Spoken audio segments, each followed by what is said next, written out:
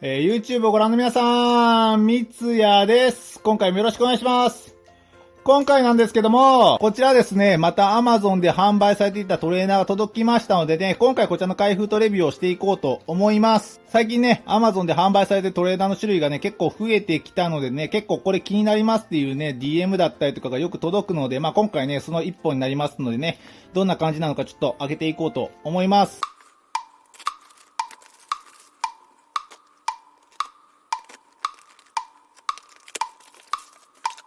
はい、開封していきました。中身としてはこちらがシースですね。シースが一つと、こちらが本体となっていますね。こちらの方も開けていこうと思います。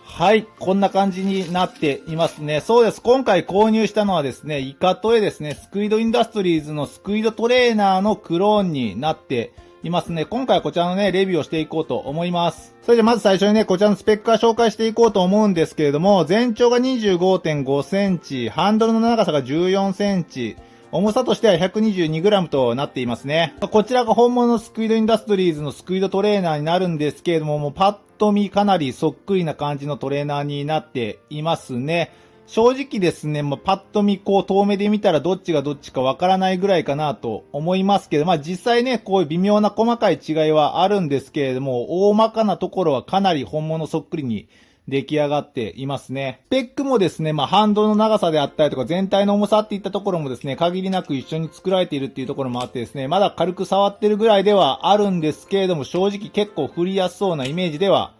ありますね。なかなかね、クローンの精度というか品質もかなり上がってきてるなといったのが、すごくわかりやすいトレーナーになってるかなと思いますね。一点ちょっとね、触ってて気になるのがですね、この表面ですね。この表面ですけど、見えづらいかと思うんですけども、こういう微妙にね、模様があると思うんですけれども、実際これ本物もあってですね、これってこの表面に模様があることによって、この表面がですね、指が滑らないように、滑り止めのね、グリップっていう意味でですね、意味をなすものになっててですね、この表面ですね、結構この模様が結構しっかりちょっと深く彫られてるんですよね。なので、いい意味で言ったらすごく指が引っかかりやすいので、グリップがすごくいいと。滑りづらいのですごくね、技がやりやすいっていう意味にも言えますし、悪く言ったらちょっと深いので、軽くこうやって触ってるだけだったらいいんですけど、ちょっとグッと握ったりするとですね、ちょっと気持ち痛いかなっていう気はしますね。それ以外は正直、なかなかあんまり本物のやつとね、パッと比べても分かりづらいぐらいの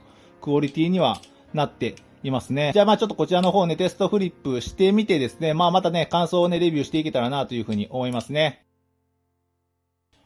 はい、テストフリップが終わりました。総評としてはですね、かなり振りやすいトレーナーになっているかなといった印象を受けますね。まずスペックからなんですけれども、このハンドルの長さですね、しっかり14センチあるっていうことと、重さも122g とね、今流行りのいい感じのスペックに仕上げられているので、やっぱり振っててですね、違和感は正直あんまりなかったですね。かなりいい感じに仕上げられています。で、重さっていったところもですね、しっかりここにウェイトも付けられてはいますのでね、結構バランスもいい感じになってますので、振るときにね、違和感っていうのもあんまり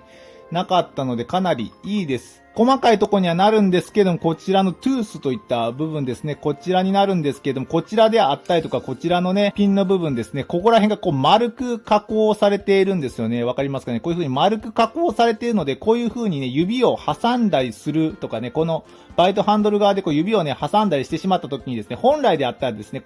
失敗しているので、痛っていう風にならなきゃいけないんですけども、ここをね、丸く丸められているので、こういう風にやってもですね、あんまり痛っとはならないので、始めたてのね、初心者の方がね、よくする怪我っていったところでね、こういう風に挟んだりした時にね、ちょっと青くなったりとかね、する時があるんですけども、そういったね、怪我がしづらいような加工が微妙にされてはいますので、初心者の方が使う分にはすごくそういうところは優しいのかなといった印象は受けましたね。一点気になるとしたらやっぱりこの最初にも言いましたけど、この模様をですね、表面のザラザラ具合なんですけど、これはね、すごくザラザラしてて滑り止め効果はすごくいいんですけど、やっぱりちょっとフリップしてると結構ね、長時間やってると指が少しずつちょっと痛いなっていう風な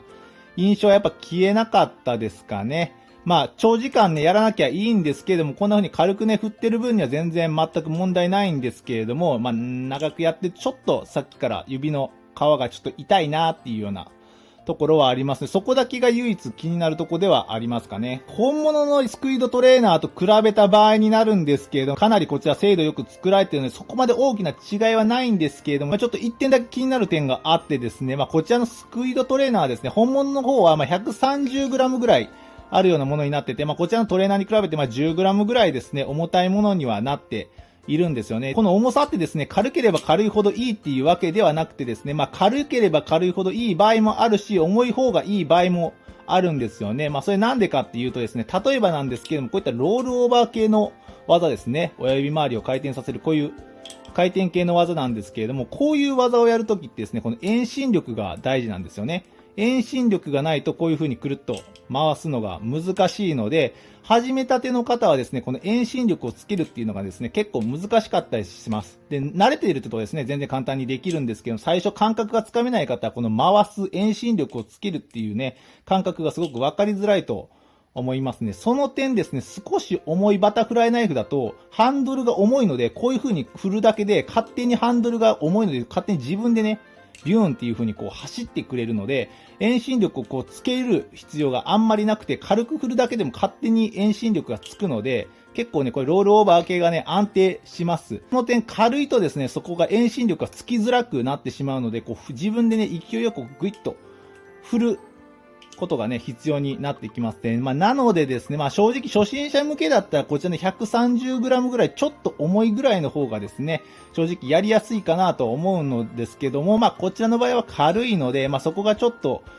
いい意味でも悪い意味でもちょっと、って言ったところになりますかね。ただですね、軽いのは軽いので、もちろんですね、例えばこういうフィンガーワーク系の技とかですね、こういった技をやるときにはですね、やっぱ軽い方がやりやすいので、そこはね、良し悪しではあるので、正直軽いのが悪いってわけでは全然なくて、実際 120g ぐらいがですね、今の主流のトレーナーの重さになっているので、すごく振りやすいバタフライナイフであるんですけど、初心者向けだったらですね、やっぱりちょっと重いこちらの正規品とかの方がよっぽど振りやすいんじゃないかなと思いますね。あと表面のザーザー具合もですね、ちゃんとグリップはかかるけど触ってても痛くないっていう風にね、ちょうどいいちゃんとねした加工がされていますので、こちらのやっぱり本物の方にはね、ちょっとかなわないかなと思うんですけれども、こちらはこちらでね、十分バタフライナイフに興味を持ったっていう方がですね、実際触ってみたい、遊んでみたいなっていう分にはですね、使う分には問題ないかなと思いますね。こちらのスクイードトレーナーのクローンですね、気になる方はですね、概要欄の方に URL を貼っておこうと思いますので、気になる方はぜひチェックしてみてもらったらなと思いますね。はい、いかがだったでしょうか。今回ですね、こちらスクイードトレーナーのクローンですね、こちら Amazon で購入してレビューしていったんですけれども、総評としてはですね、